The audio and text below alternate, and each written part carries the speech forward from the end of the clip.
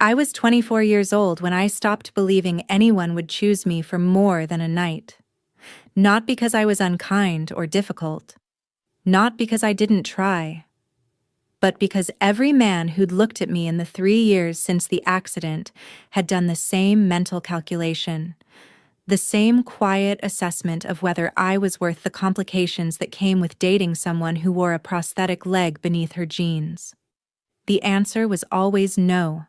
Sometimes it took a week for them to realize it. Sometimes a month.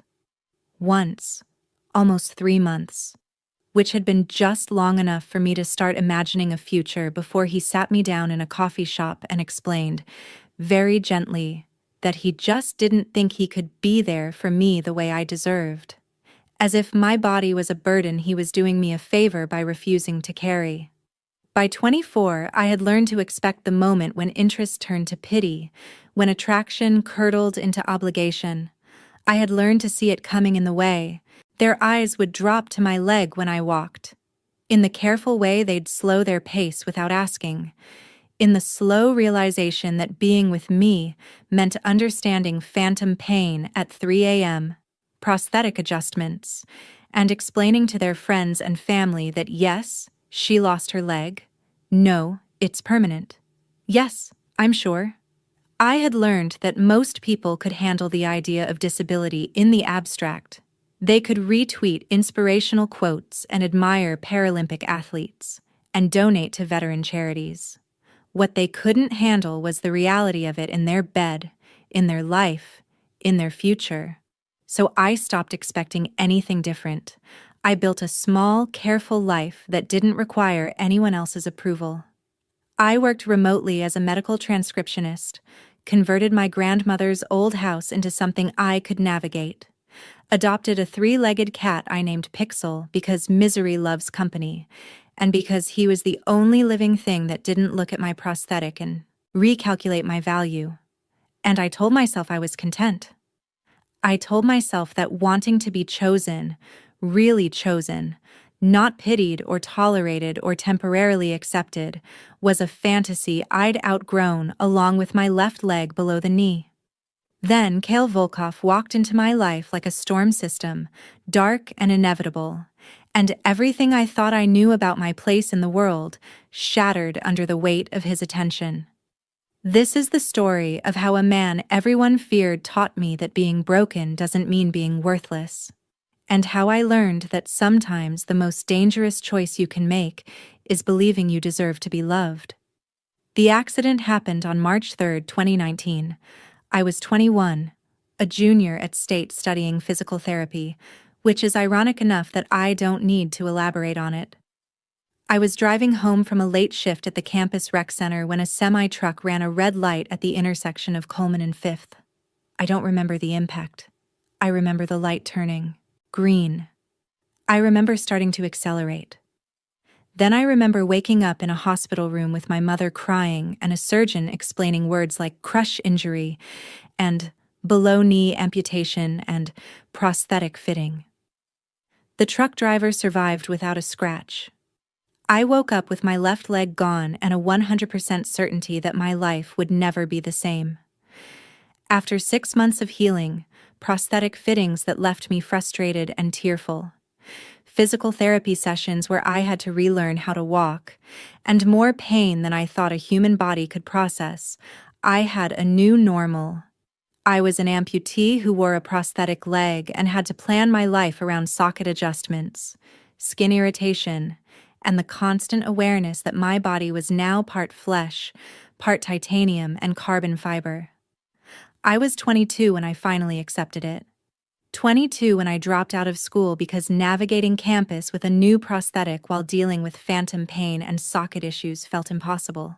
22 when I moved into my grandmother's house after she passed, because it was single-story and she'd left it to me, and I couldn't afford anywhere else. 22 when I started teaching myself medical transcription from YouTube videos, because it was something I could do from home. Something that didn't require me to walk miles across a campus built for people whose bodies cooperated.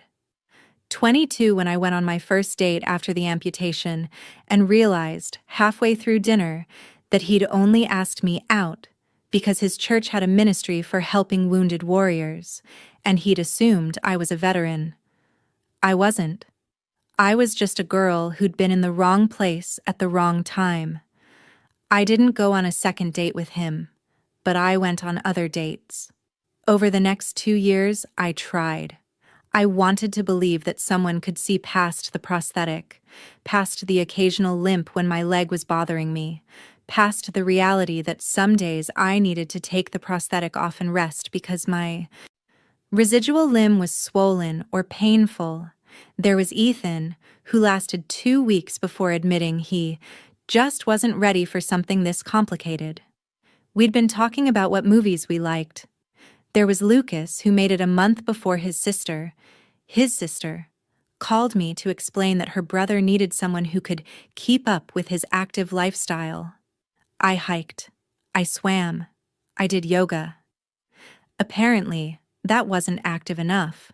There was Adrian, who I actually liked, who seemed different, who lasted almost 3 months before I overheard him telling his friend that he felt trapped because you can't exactly dump a girl with one leg without looking like a complete asshole. I broke up with him the next day, just to make it easier for him. He looked relieved. By the time I turned 24, I'd been on 14 dates with 11 different men. Most of them were kind. Most of them meant well. None of them chose me. Not for keeps. Not when it came down to building something real. So I stopped trying. I threw myself into work. I got good at medical transcription. Fast, accurate, reliable. I started making decent money. I fixed up my grandmother's house, installed a walk-in shower, made sure the floors were smooth enough that I wouldn't catch my prosthetic foot on anything, turned the spare bedroom into a home office. I made friends with my neighbors, Mrs. Park, who was 76, and brought me Korean side dishes when she made too much. Isaiah and Quinn, the couple 3 doors down who invited me to dinner parties where no one treated me like inspiration porn. I adopted Pixel from the shelter, this scrappy gray tabby who was missing his back left leg from a car accident, and who understood, on some fundamental level, that we were the same kind of broken. I built a life. It was small. It was quiet. It was mine. And I told myself it was enough.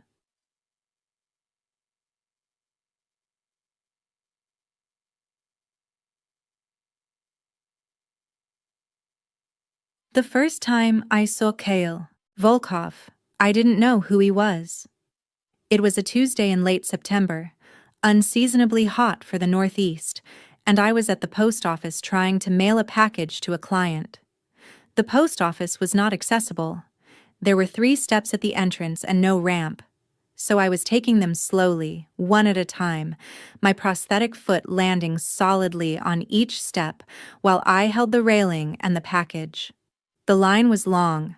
My residual limb was starting to ache from the heat and humidity.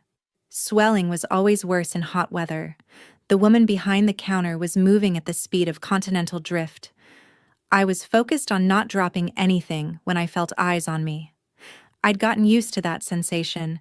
People staring, people curious, people trying to figure out if I was wearing a prosthetic or if they were imagining things. Usually I ignored it. But this was different. This wasn't curiosity or pity. This was assessment. I looked up. He was standing near the door, watching me. Tall, maybe 6'3", with dark hair, sharp cheekbones, and gray eyes that looked like winter itself. He wore a black suit that probably cost more than my car, and there was something about him that made everyone else in the post office seem slightly out of focus. And he was staring at me like I was a problem he was trying to solve, not with pity, not with curiosity, with focus. I looked away, uncomfortable. When I glanced back a minute later, he was gone. I didn't think about him again until 3 days later when I saw him at the grocery store. Sahay ni fachan sa urkfao sa chahakashki. Tishao shiwa sa nashia sa. Kahaka Sa mishra at sa felitsa gien pakuashe. The grocery store closest to my house was a small independent market owned by a Korean family who'd been in the neighborhood for 30 years. It wasn't the cheapest option, but the aisles were wide and the floors were smooth. No weird transitions or uneven surfaces that might catch my prosthetic foot. I was in the produce section, reaching for a bag of apples on a high shelf, standing on my toes, which meant putting most of my weight on my prosthetic side, when a hand reached past me and grabbed it. I turned, ready to thank whoever it was, and froze. It was him, the man from the post office. Up close, he was even more imposing. Not just because of his height, but because of the way he carried himself, like he owned whatever space he occupied and expected everyone else to acknowledge it. He held out the apples. "These the ones you wanted?" His voice was deep, with a slight accent I couldn't place. Eastern European, maybe Russian. Yes, thank you. He placed them carefully in my cart. His eyes dropped briefly, taking in my gait, the way I stood, the slight asymmetry that came with wearing a prosthetic, then back to my face. No pity, no awkwardness, just acknowledgement. "You were at the post office," he said. It wasn't a question. "So were you. They need to install a ramp. Those steps are dangerous for anyone with mobility issues." I blinked. Yes. They do. He nodded once, like we'd settled something, then turned and walked away. I stood there for a full minute, trying to figure out what had just happened.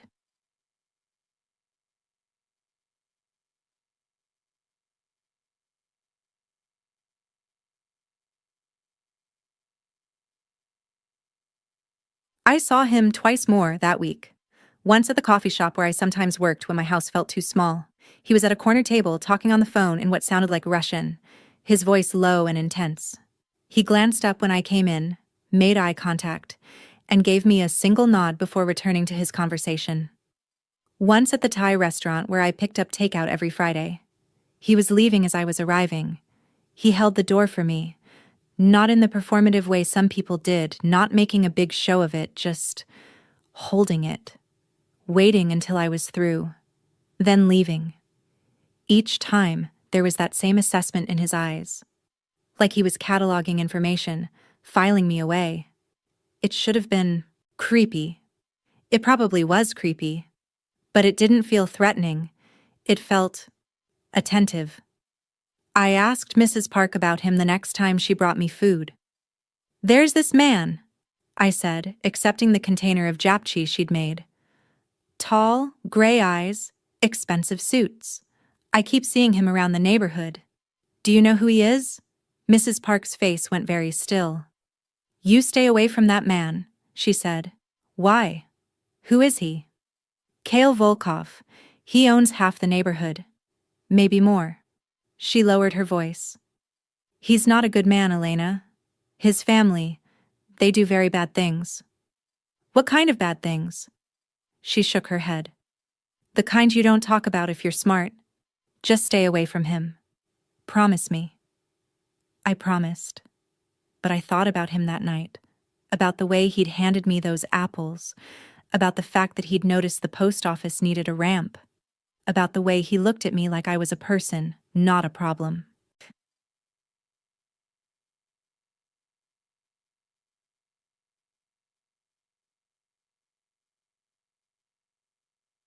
Two weeks later, on a Wednesday evening in mid-October, someone knocked on my door. It was late, almost 9. I wasn't expecting anyone. I looked through the peephole and saw 2 men in dark suits standing on my porch. My heart started hammering. "Yes," I called through the door. "Miss Morrison, we're here on behalf of Mr. Volkov. He'd like to speak with you." "About what?" He didn't say. Just asked us to see if you'd be willing to meet with him. "Tell him no thank you." There was a pause. Then, "He said you might say that. He asked me to give you this." A business card slid under my door. I picked it up. Heavy cardstock, embossed lettering, Kyle Volkov, and a phone number. Nothing else. He said to call if you change your mind. The voice said through the door. Have a good evening, Miss Morrison. I heard footsteps walking away. I stood there holding the card, my hands shaking slightly, trying to decide if I was curious or terrified. Probably both.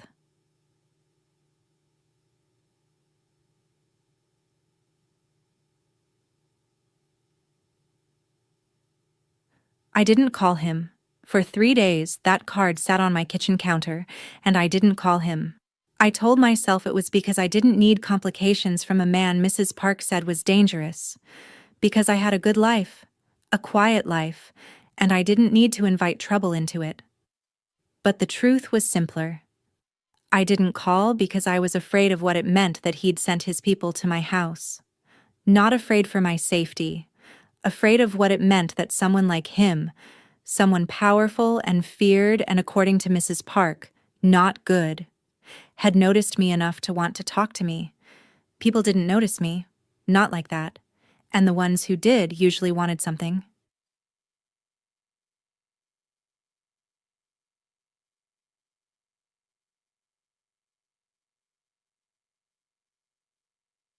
On Saturday morning, I was working at the coffee shop when someone sat down across from me. I looked up from my laptop. Kale Volkov was sitting in my booth, wearing dark jeans and a black sweater, looking at me with those same assessing gray eyes. You didn't call, he said. My heart was racing. I didn't think I needed to.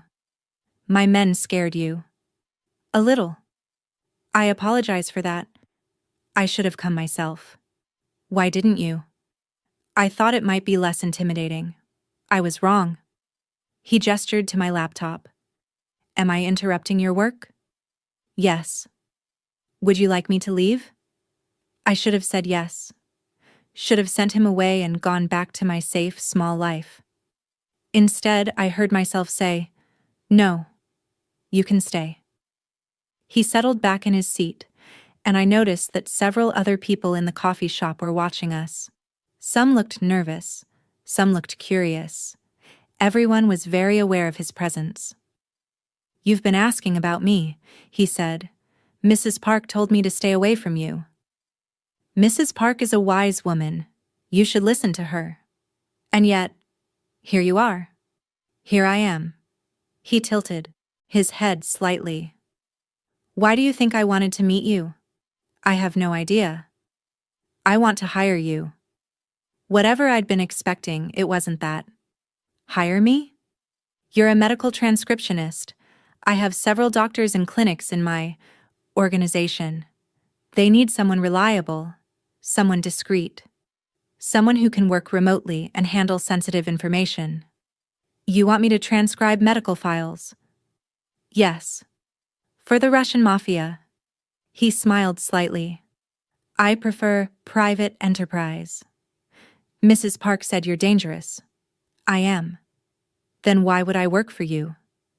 Because I pay extremely well. Because the work is legitimate and you'd be doing nothing illegal. And because I think you're smart enough to know that sometimes the most dangerous thing you can do is let fear make your decisions for you. I stared at him. Is that a threat? No, it's an observation. He pulled an envelope from his pocket and set it on the table. This is a contract. Standard terms, generous pay, complete discretion guaranteed. Read it. Think about it. If you're interested, call the number on the card. He stood up. Wait, I said. Why me?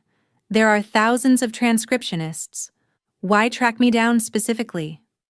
He looked at me for a long moment. Because you're good at your job. Because you keep to yourself. Because you understand what it means to be underestimated. He paused. And because when I handed you those apples 2 weeks ago, you didn't treat me like I was doing you a favor. You just said thank you and moved on. Do you know how rare that is? People treat you differently. Everyone treats me differently. They're afraid, or they want something, or they're performing gratitude they don't feel. He gestured to me. You just wanted apples. I didn't know who you were. I know. That's why it mattered. He walked away, leaving me with an envelope and more questions than I'd had 5 minutes ago.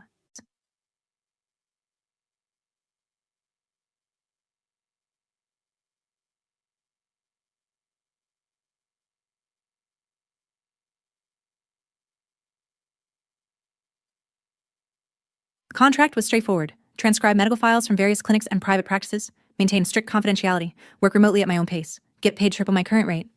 There was nothing illegal about it. The clinics were real, licensed, legitimate. The work was exactly what I already did, just with better pay. I called the number on the card. He answered on the first ring. Elena, how do you know my name? It's on your business registration. You're not hard to find. Right. I took a breath. I'll do it. The transcription work. But I have conditions. Name them. I don't want to know anything about your other business. I transcribe medical files. That's it. I don't want to be involved in anything else. Agreed? And if I ever feel unsafe or uncomfortable, I can quit without explanation. Agreed. And you don't send men to my house again. If you need to talk to me, you call first. Agreed. He paused. Is that everything? For now. Then welcome aboard, Elena. You'll receive your first files tomorrow. He hung up. I sat there, staring at my phone, wondering what I'd just agreed to.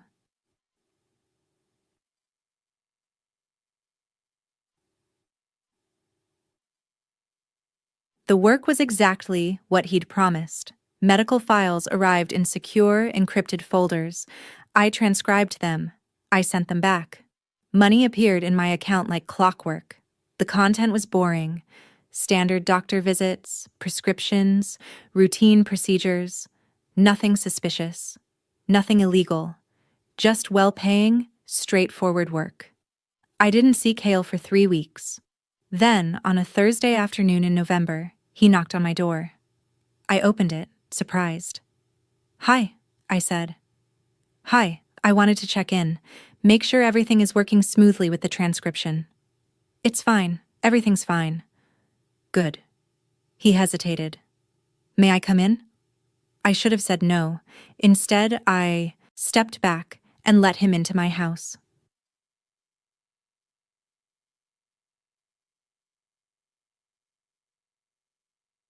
He looked around my living room with the same assessing gaze he'd used on me at the post office.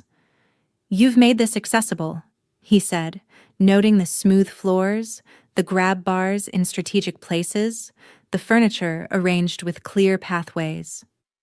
It was my grandmother's house. I modified it after she passed. You did the work yourself? Most of it. Hired contractors for the major stuff. He nodded, running his hand along one of the grab bars. Good installation. Solid. Thank you? He smiled slightly. Sorry. I notice things like that. Structural integrity. Safety features. He turned to look at me. You live alone? Me and Pixel. Pixel? On cue, my cat appeared from the bedroom, hopping across the floor on his 3 legs. Cale's expression softened in a way I hadn't seen before. He's missing a leg, he observed. Car accident. We're a matched set. May I nodded.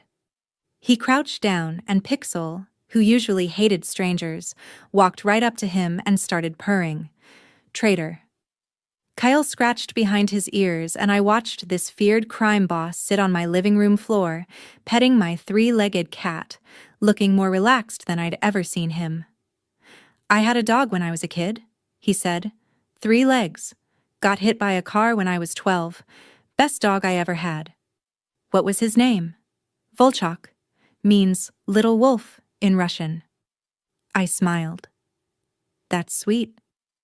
My grandmother said that sometimes the broken things are the strongest. They've already survived the worst. He stood up, brushing cat hair off his jeans. I should let you get back to work. Cale. He stopped. Why are you really here? The transcription is going fine. You didn't need to check in person. He looked at me for a long moment. No, he finally said. I didn't. Then he left, and I stood in my doorway, watching him drive away, feeling like something had shifted, that I didn't quite understand yet.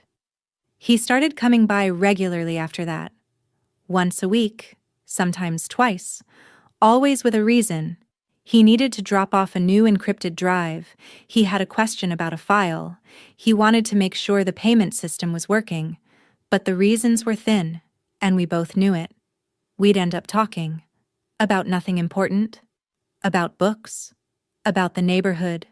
About Pixel's ongoing war with the squirrels in my backyard. He never asked about my prosthetic directly. Never treated me like I was fragile or pitiable. He just showed up. Consistently, like my presence was something he valued. In mid-December, on a particularly bad day when my residual limb was swollen and painful and I'd had to take my prosthetic off early, he arrived with groceries. I answered the door without my prosthetic on, balancing on one leg with my hand on the doorframe. "Bad day?" he asked, taking in my situation immediately. "The worst. Socket isn't fitting right. My leg is swollen." "Have you eaten?" "Not hungry." "That's not what I asked." I sighed. "No, I haven't eaten." "I'm making you dinner. Go sit down before you fall over." "Kale?" "Elena, go sit down." I was too tired and in too much pain to argue. I hopped to the couch. I'd gotten good at moving around without my prosthetic when I needed to, and elevated my residual limb on a pillow. I heard him in the kitchen, unpacking groceries, starting to cook. After a few minutes, he came back with an ice pack wrapped in a towel. "For the swelling," he said, gently placing it on my residual limb. I looked up at him, surprised. "How did you know?" "My uncle lost his leg in the war. Below knee, like you. I remember what helped him on bad days." He went back to the kitchen without another word. He made borscht from scratch. Rich, dark, fragrant. We ate in my living room, my residual limb still elevated, Pixel curled up next to me. "This is really good," I said. "My grandmother's recipe. She'd haunt me if I ruined it." "Is she still alive?" His face darkened. "No, she died when I was 19. Heart attack." "I'm sorry." "Me too." He was quiet for a moment.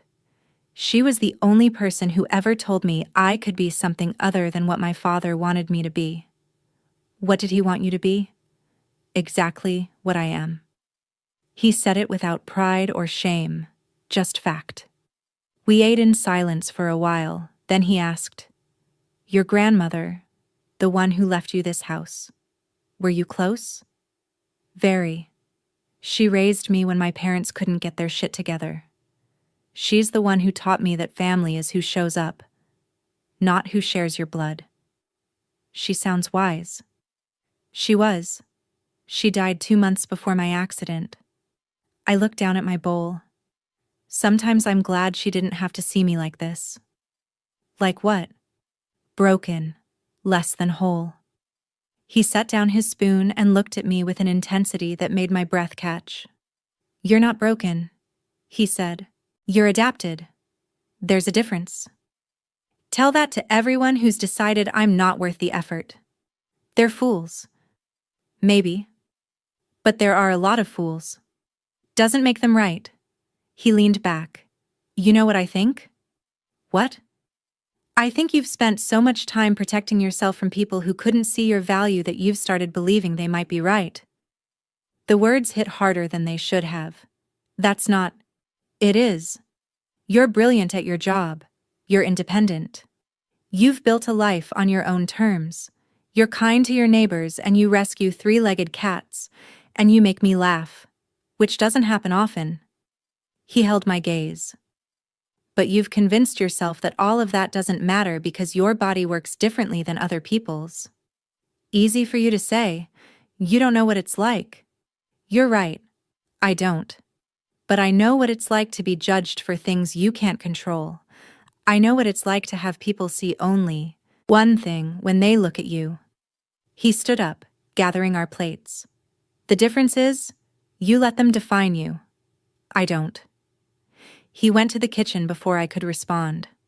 I thought about what he'd said for days afterward. About how I'd let other people's judgments become my truth. About how I'd made myself small because the world told me I should be grateful for scraps. The next time he came by, I was ready. I want to ask you something, I said. Ask.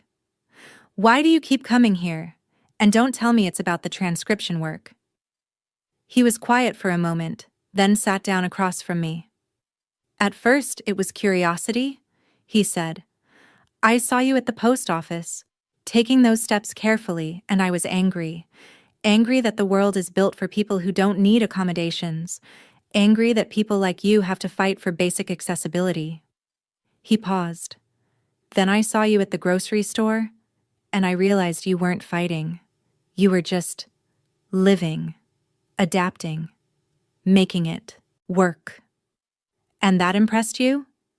It did. Most people in my world, when things get hard, they either give up or they make it everyone else's problem. You just handled it. He looked at me seriously. Then I started getting to know you, and I realized you weren't just strong or resilient, or any of those patronizing words people use. You were interesting. You were sharp and funny, and you didn't perform for me. People don't usually perform for crime bosses. They do constantly. They tell me what they think I want to hear. You tell me the truth. He reached out and took my hand, the first time he'd initiated physical contact beyond helping me with doors or groceries. I keep coming here because I like you, Elena. Because you make me feel like a person instead of a weapon. And because I haven't felt this comfortable around someone in a very long time. My heart was pounding. Kale. You don't have to say anything. I'm not asking for anything. I just wanted you to know. But I did have something to say. I like you too, I said quietly. And it scares me. Why? Because everyone who's liked me has eventually decided I'm not worth the effort. And you could have anyone. Why would you choose someone like me? Because you're you. Because when I'm here, I'm not thinking about territory or obligations or the next threat. I'm just here. He squeezed my hand. And because you look at me and you don't see a monster. You see Kale. You're not a monster. A lot of people would disagree. They don't know you like I do. He smiled, a real smile that transformed his whole face. No, they don't. We didn't define what was happening between us. We didn't put a label on it or have a conversation about expectations. We just continued. He came by 3 or 4 times a week. Sometimes he brought food. Sometimes he brought movies. Sometimes he just sat in my living room while I worked, reading or handling his own business, comfortable in the silence. It felt domestic in a way that should have scared me, but didn't. The first time we went out together was in early January. There was an art exhibit at the museum downtown. Local artists, accessible entrance, something I'd mentioned wanting to see.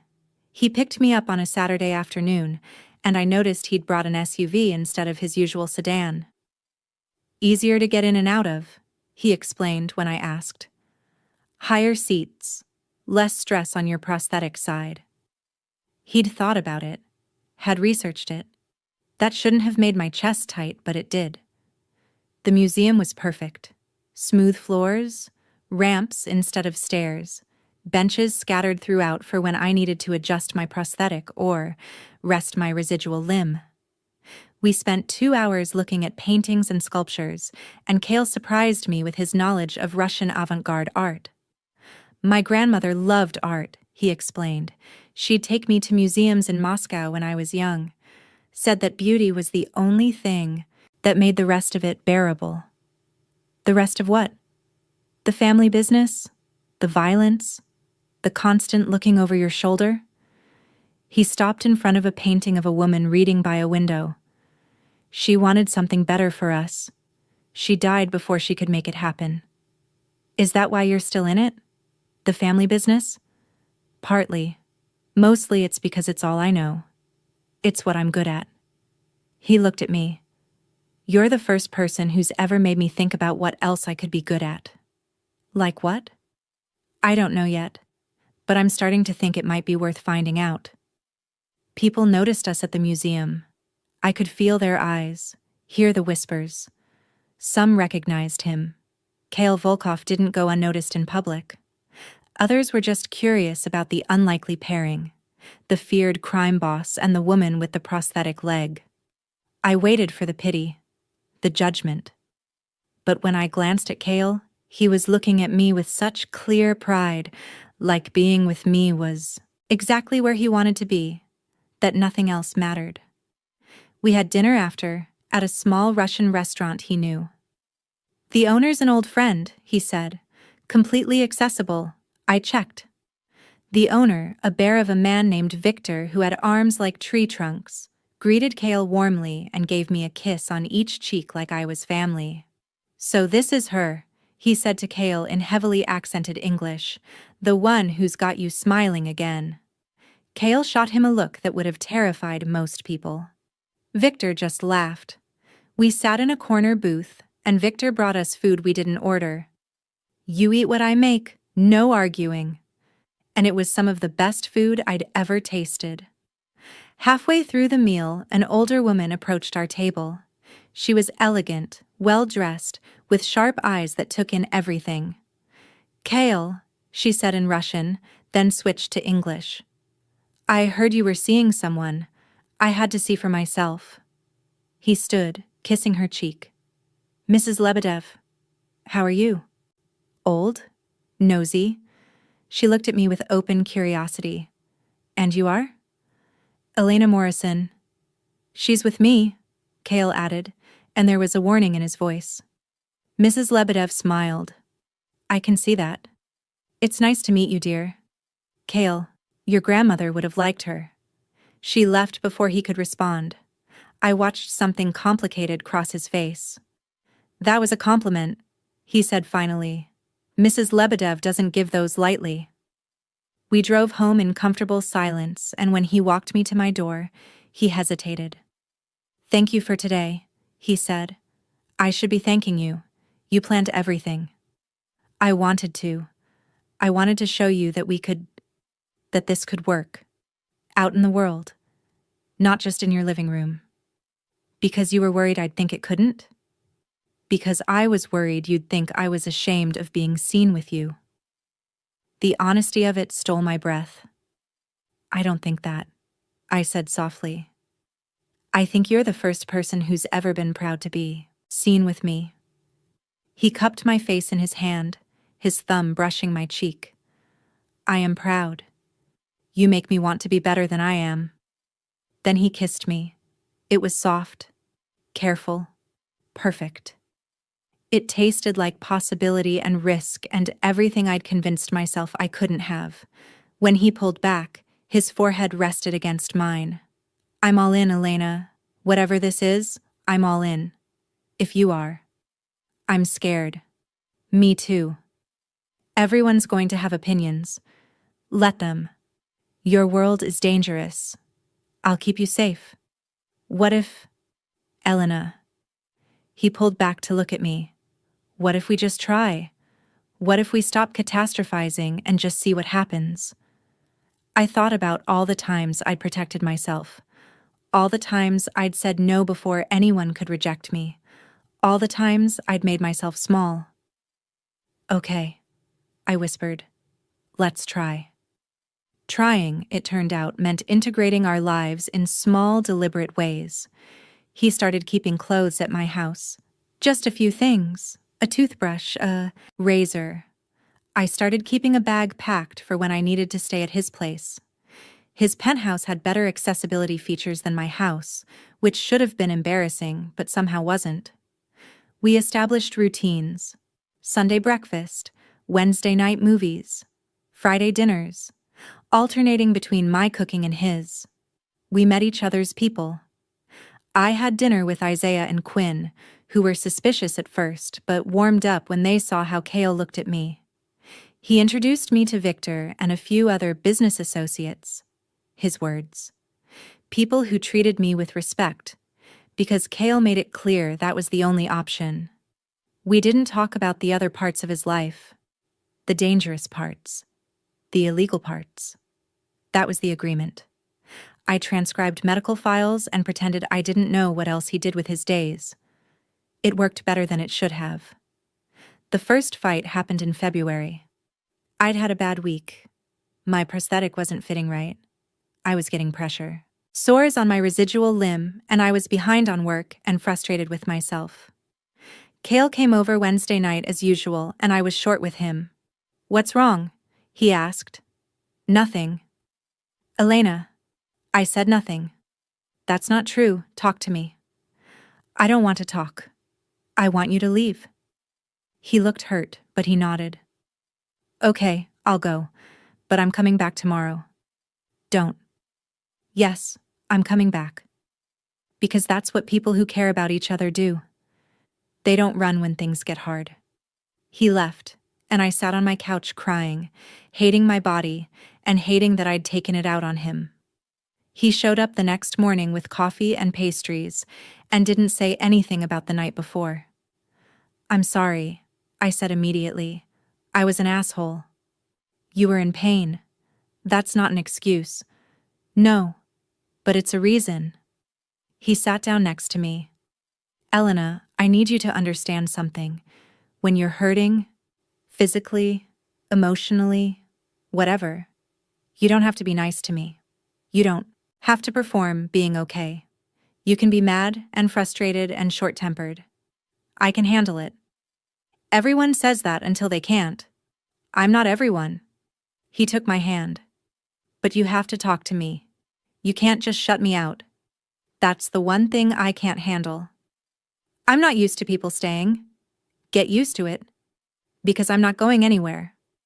The first time I met someone from his other life, the dangerous part, was in March. We were at Victor's restaurant when a man in an expensive suit approached the table. He was younger than Cale, maybe mid-30s, with slicked-back blonde hair and a smile that didn't reach his eyes. "Cale?" he said in Russian, then switched to English. "I've been trying to reach you." "I'm having dinner, Roman." "I can see that." His eyes slid to me with thinly veiled contempt. "This her? The gimp you've been wasting time on?" The temperature in the room dropped about 20 degrees. Kyle stood up slowly. "What did you just call her?" Roman Tosh seemed to realize his mistake. "I just meant, get out." "Cale, get out before I break every bone in your fucking face." Roman left quickly. Cale sat back down, his jaw tight, his hands shaking slightly with barely controlled rage. "I'm sorry you had to hear that," he said. "It's not your fault. He works for me. That makes it my fault." He looked at me seriously. "If anyone in my organization ever speaks to you like that again, you tell me. Immediately." "Cale?" "I mean it, Elena. You tell me." I nodded, shaken. Later, I learned that Roman had been demoted and reassigned to a position in a different city, far from anything important. The message was clear. Disrespect Elena, and you disrespected Cale. By spring, we'd settled into something that felt like a relationship, even if we still hadn't named it. I'd started going to his place more often. The penthouse was stunning. Top floor, floor-to-ceiling windows, completely accessible. He'd had it renovated, he said, after his grandmother died, and he wanted something that felt less like the family business and more like a home. We spent weekends there, cooking together, watching the city lights, existing in a bubble where his world and my prosthetic didn't matter as much as the fact that we made each other laugh. But the bubble couldn't last forever. The first real threat came in early April. I was working late when I heard breaking glass. My heart stopped. I grabbed my phone and texted Cale. "Someone's in the house." His response was immediate. "Lock yourself in the bathroom. I'm coming." I made it to the bathroom, moving fast on my prosthetic despite the late hour and the fact that I'd been about to take it off for the night and lock the door just as I heard footsteps in my living room. "We know you're here," a voice called in accented English. "We just want to talk." "Get out of my house." "Can't do that. We have a message for Kyle Volkov." My blood went cold. I heard them, moving through my house, opening doors, searching. Then I heard the front door slam open. Gunshots. Shouting. Silence. Kale's voice came through the bathroom door. "Elena, it's me. You're safe." I unlocked the door with shaking hands. He looked terrifying, covered in blood that I was pretty sure wasn't his, eyes dark and furious. "Are you hurt?" he demanded. No, I'm fine." He pulled me into his arms and I could feel him shaking. "I'm so sorry," he said against my hair. "I'm so fucking sorry." Behind him, I could see two of his men dragging bodies out of my living room. I started to shake. He took me to his place that night. Wouldn't let me go back to my house. "It's not safe," he said. "It was never safe. Not if I'm with you." He flinched like I'd hit him. We didn't talk for the rest of the night. He set me up in his guest room, fully accessible, everything I could need, and left me alone. I didn't sleep. The next morning, he was sitting in his living room when I came out. "I'm ending it," he said without preamble. "Ending what?" "This. Us. I'm getting you out." "Kale. Last night shouldn't have happened. You were in danger because of me. I won't let that happen again." "So you're just going to decide we're done? Without asking me?" "I'm protecting you." "No. You're running away." I moved closer to him. "Those men, they came to my house to get to you. That's not your fault." "It is my fault. Everything in my life is dangerous. Everyone I care about becomes a target. I knew that, and I let myself want you anyway. So what? You're just going to walk away?" "Yes." "Bullshit." He looked up, surprised. "You don't get to decide you're too dangerous for me," I said, my voice shaking. "You don't get to make that choice alone. This is my life, my risk, and I'm choosing you." "You don't understand." "I understand perfectly. You're scared. So am I. But I'm also tired of people deciding what I can and can't handle. I'm tired of being protected from my own choices." I sat down next to him. "I love you, Kyle, and I know that means living with the risk. But I'd rather have you in the danger than safety without you." He stared at me. "You love me?" "Of course I love you. I've loved you since you brought me ice for my residual limb and told me I wasn't broken. I just hadn't said it yet." "Elena, so here's what's going to happen. You're going to upgrade security. You're going to make sure my house is safe. And then we're going to keep going. Because I'm not walking away from the best thing that's ever happened to me just because it's scary." He pulled me into his lap, holding me so tight I could barely breathe. "I love you," he said against my neck. "I love you so much it terrifies me." "Good. Terror means it matters." He laughed, actually laughed, and kissed me like I was oxygen. After the break-in, everything changed. Not between us. Between us, things got deeper, more solid, more real. But Kale took the threat seriously. My house got a complete security overhaul. Cameras, alarms, reinforced doors and windows. He assigned men to watch the perimeter, though I never saw them. He also started teaching me how to protect myself. "I can't be everywhere," he said one Sunday morning, "but I can make sure you know how to handle things if I'm not there." So I learned how to shoot, how to identify threats, how to use everyday objects as weapons. It should have felt paranoid. Instead, it felt empowering. I wasn't helpless. I was prepared. In May, he asked me to move in with him. We were at his place, making breakfast when he said it. "I want you to live here." I stopped mid-scramble. What? Move in with me. Permanently. He turned off the stove and faced me. I know it's fast. I know you love your house. But I need you somewhere I can keep you safe. And I want to wake up next to you every morning. Kale? Before you say no, just think about it. This place is more accessible. The security is better. You'd have the whole second bedroom as an office. Pixel can come.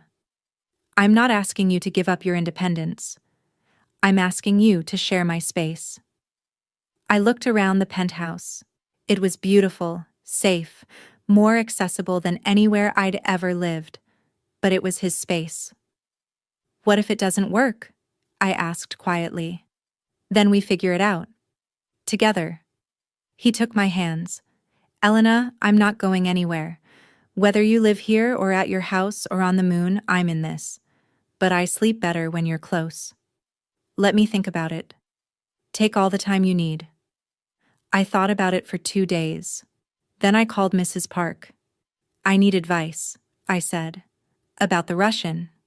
How did you? Dear, the whole neighborhood knows. He's been here every day for months. And those men watching your house aren't exactly subtle. She paused. Are you happy? Yes. Does he treat you well?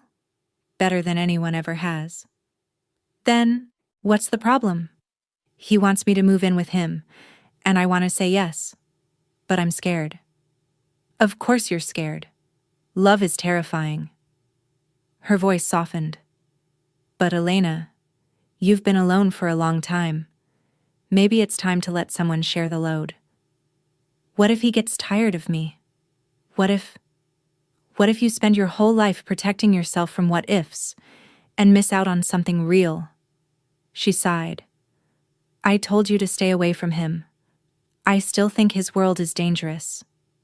But I've also seen the way he looks at you, and dear, that man would burn the world down to keep you safe. Maybe that's worth the risk. I said yes. Moving was easier than I expected. Kyle hired people to pack and transport everything. My clothes, my books, Pixel's tower, and toys. He cleared out half his closet and 3 drawers without me asking. He set up my office exactly the way I liked it. This is your space now too, he said. Change whatever you want. Make it feel like home. The first night, I lay in his bed, our bed, and felt like I'd stepped into someone else's life. Kale pulled me close. What are you thinking? That this doesn't feel real. Why not? Because girls like me don't get endings like this. We don't get the powerful man and the penthouse and the life where everything works. He tilted my face toward his. You're not getting an ending. You're getting a beginning. And you get it because you deserve it. Not because you're lucky. I am lucky, though. So am I. Living together revealed the mundane intimacy I'd never experienced. Kale's morning routine. Up at 5, coffee, workout, shower. He was always quiet, always careful not to wake me. My bad prosthetic days. He learned to recognize them before I said anything, learned to bring me supplies for my residual limb without hovering, learned when I needed space and when I needed him close. His nightmares. He had them twice a week. Always about his grandmother. Always waking up in Russian. I learned to hold him until his breathing steadied. Learned not to ask questions he wasn't ready to answer. My insecurities. They came in waves, especially on days when my prosthetic wasn't cooperating. He learned to talk me through them, to remind me that my worth wasn't tied to my mobility. We learned each other in the small, unglamorous ways that build a life. In June, he took me to meet his family. Fair warning, he said on the drive over. They're going to have opinions. About me? About everything. They're Russian. Having opinions is practically a religion. He squeezed my hand. But you're important to me, so they'll be respectful, or they'll answer to me. His family gathered every Sunday at his uncle's house, a sprawling property outside the city. When we arrived, I counted at least 20 people. Kyle's hand never left my back as he introduced me. His uncle Dimitri looked me up and down, then nodded. Kyle says you're smart, are you? I'd like to think so. Good. He needs someone who can keep up. He kissed my cheek. Welcome. His cousin Anya was more direct. You know what he does, right? What we all do? I know he has business I don't ask about. And you're okay with that? I'm okay with him.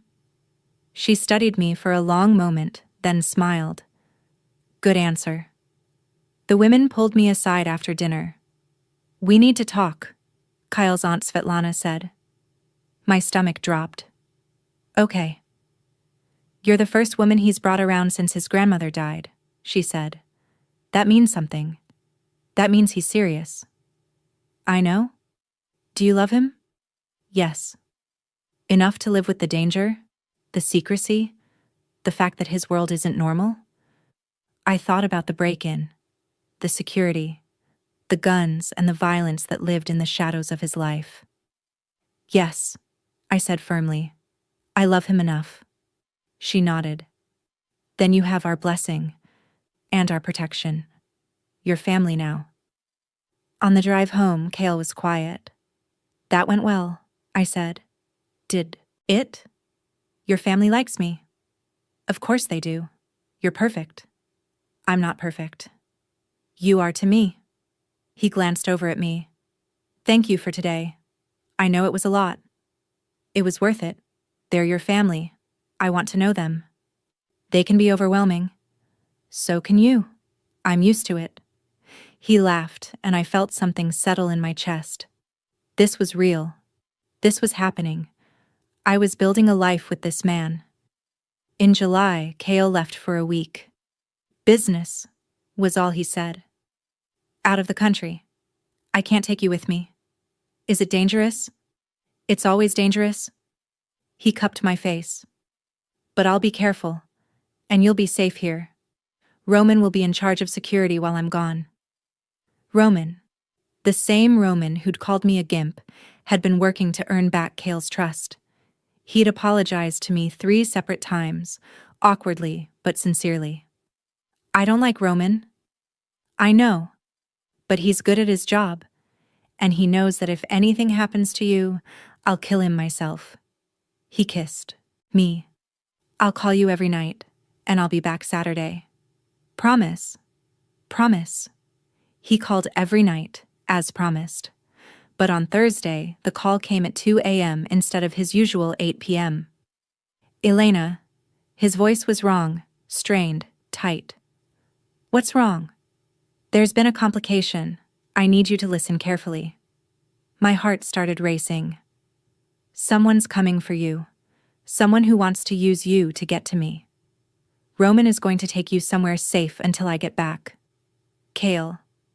I need you to trust me, please. Just go with Roman and don't ask questions. When will you be back? Soon, I promise. His voice broke slightly. I love you, Elena. Remember that. Then he hung up. Roman showed up 10 minutes later. We need to go. Now. Where? Somewhere safe. That's all I know. I grabbed my emergency bag. Kyle had insisted I always keep one packed, and Pixel's carrier. I was already wearing my prosthetic, thank God. The cat too? Roman asked. The cat too. We drove, for 3 hours, ending up at a remote house in the woods. 2 of Kale's men were already there, securing the perimeter. You'll be safe here, Roman said. I'll be outside if you need anything. How long? Until Kale says otherwise. I stayed in that house for 3 days. No phone calls, no updates, just waiting. I tried not to panic, tried to trust that Kale knew what he was doing, but by the 3rd day, I was imagining every worst-case scenario. Then, on Saturday evening, I heard a car. I looked out the window and saw Kale's SUV. He was out of the car before it fully stopped, moving toward the house like his life depended on it. I met him at the door, and he pulled me into his arms so hard I gasped. You're okay, he said against my hair. Thank God you're okay. I'm fine. What happened? Later. Right now, I just need to hold you. Later. After Roman and the others had left and we were alone in the safe house, he told me, there's a rival organization. They've been trying to move in on my territory for months.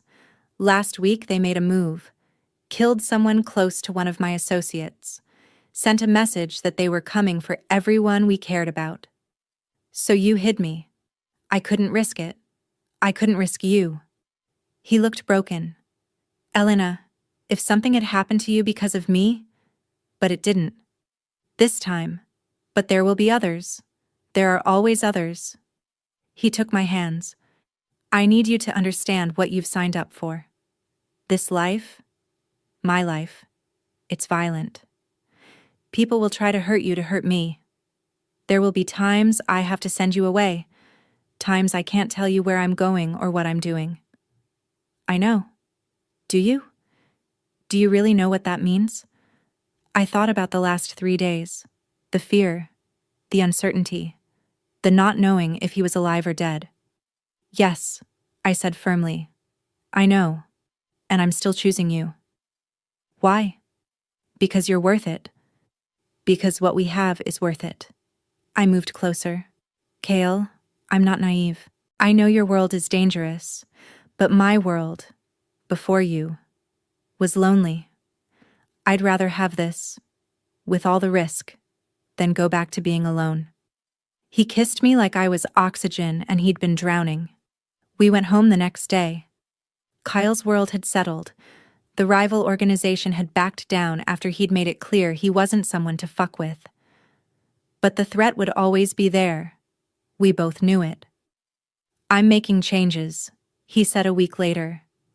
Starting to transition out of some of the more dangerous aspects of the business. It'll take time, but I'm doing it. For me? For us. He looked serious. I want a future with you, Elena. A real future. Kids, maybe, if you want them. A life that isn't always looking over our shoulder. That means getting out of the parts of this business that make that impossible. That's a big change. You're worth a big change. Over the next year, Kale kept his promise. He started stepping back from the violent side of the business, focusing on legitimate enterprises, restaurants, construction companies, real estate development. He brought in people he trusted to handle the transition, made deals with former rivals to maintain peace. It wasn't easy. There were people who resented the changes, who thought he was going soft. He didn't care. Let them think what they want, he said. I've proven what I'm capable of.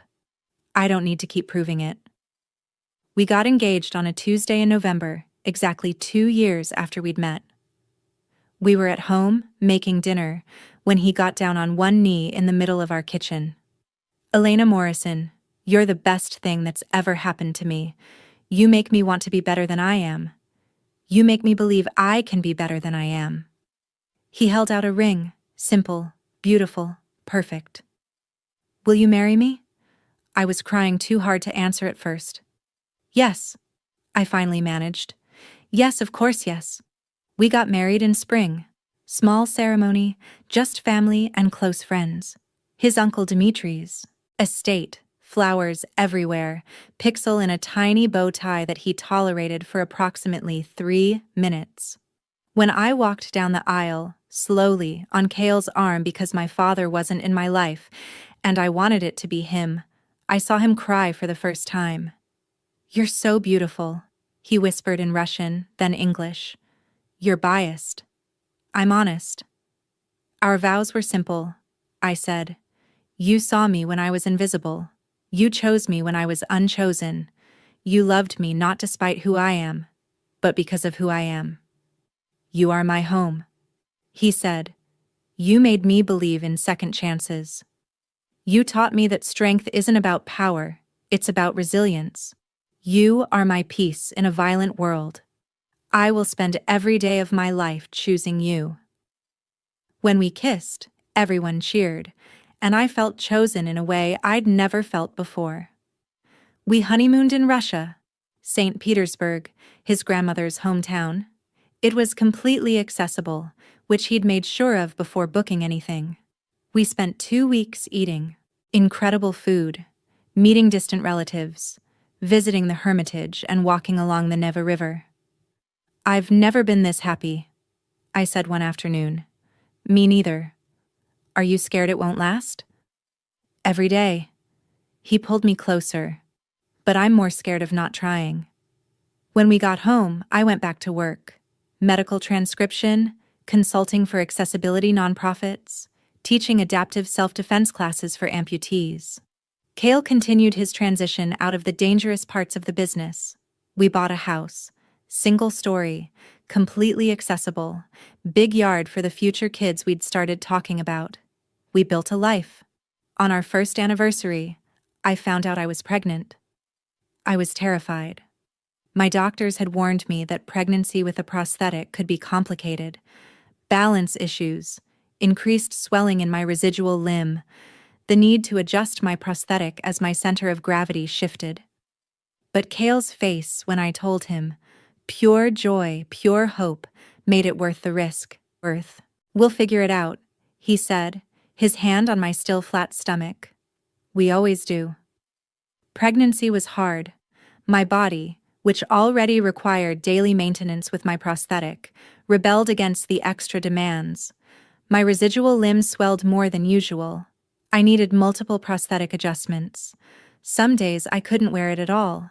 But Kyle was there for everything. Every doctor's appointment. Every bad prosthetic day. Every moment of fear and doubt. "You're the strongest person I've ever met," he said one night when I was crying from frustration. "I don't feel strong." Strength isn't about not struggling. It's about struggling and doing it anyway. He kissed my forehead. "You're creating a life while your body fights you at every turn. That's fucking heroic." Our daughter was born on a rainy Tuesday in March. 7 pounds, healthy lungs, her father's gray eyes. We named her Anastasia after Cale's grandmother. When they placed her in my arms, I looked at this perfect tiny human and thought about how she'd grown inside a body everyone told me was incomplete. I thought about how I'd believed I was unchoosable. I thought about all the people who'd walked away. And I thought about Cale, who'd walked toward me instead. "She's perfect," he said, tears streaming down his face. "She is. So are you." It's been 5 years since I met Cale in that post office. 4 years since we got married. 2 years since Anastasia was born. We have a second child now. A son named Alexei, after Cale's uncle who became like a father to him. Cale's completely out of the dangerous parts of the business. He runs legitimate companies, mentors young men trying to get out of the life, donates to prosthetic research and accessibility organizations.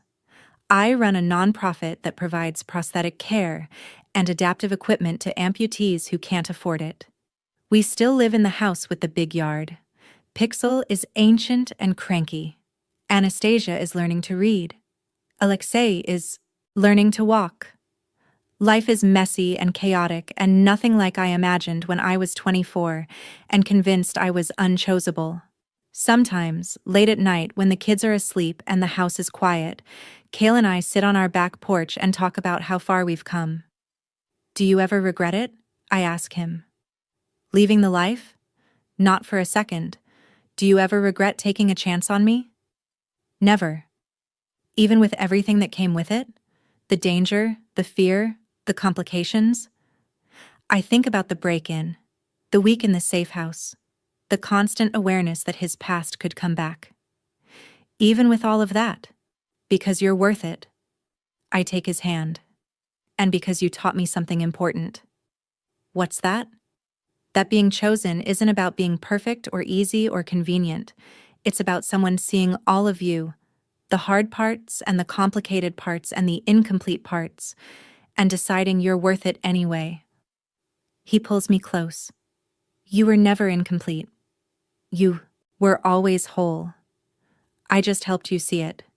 You did more than that. You chose me when no one else would.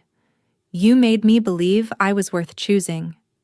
You are worth choosing, Every day, every moment, you're worth choosing. The next morning, Anastasia asks me about my prosthetic. Mama, why is your leg different? It's the first time she's asked directly. I sit down with her and take off my prosthetic so she can see it. Because I was in an accident when I was younger, and the doctors had to remove part of my leg. So now I wear this prosthetic to help me walk. She touches it carefully. Does it hurt? Sometimes. But that's okay. Everybody's body works differently. Yours works one way, mine works another way. And Papa loves you with your robot leg? I smile. Papa loves me, including my prosthetic. It's part of who I am. Okay. She considers this. I love you with your robot leg too. It's cool. My heart swells. Thank you, baby. She runs off to play, already bored, with the conversation. Kale comes up behind me. She's going to grow up knowing that love isn't conditional, that bodies are just bodies. I hope so. She will. Because that's what we're teaching her. He kisses my temple. Just like we're teaching Alexei. Just like we'll teach any other kids we have. You want more kids? With you? I want everything. Later that week, I get a letter. It's from a woman named Sarah who found my nonprofit through a recommendation. Dear Elena, I'm writing because I need to tell you something. I'm 23 years old. I'm an above-knee amputee. For the last 2 years, I've been convinced that no one would ever choose me, that my prosthetic made me unchoosable. Then I found your organization. I saw your picture on the website. I read your story about the accident, about starting over, about finding love.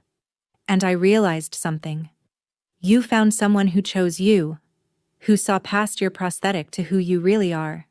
If you could find that, maybe I can too. Thank you for showing me that it's possible. Thank you for being visible. Thank you for not hiding. With gratitude, Sarah, I show the letter to Kale. This is why you do it, he says. This is why you tell your story, even when it's hard.